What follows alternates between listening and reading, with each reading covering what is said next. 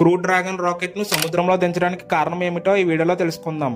భారతదేశానికి చెందిన సునీతా విలియమ్స్ మరో వ్యోమగామి బూచ్ విల్మోర్లు ఇంటర్నేషనల్ స్పేస్ సెంటర్ నుంచి సురక్షితంగా భూమిపైకి వచ్చారు. బుధవారం తెల్లవారుజామున 3:27 పోర్లాండ్ లోని సముద్రంలో సురక్షితంగా దిగారు.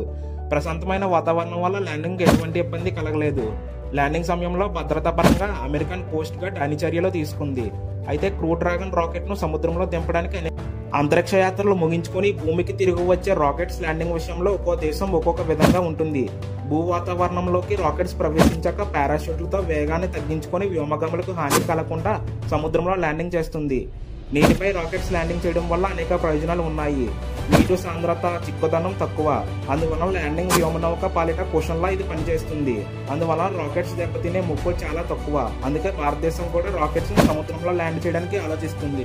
ఈ వీడియో కానీ మీకు ఇన్ఫర్మేటివ్ గా అనిపిస్తే లైక్ చేయండి. ఇటువంటి మరిన్ని ఇన్ఫర్మేటివ్ కంటెంట్ కోసం మా ఛానల్ సబ్స్క్రైబ్ చేయడం మాత్రం మర్చిపోకండి.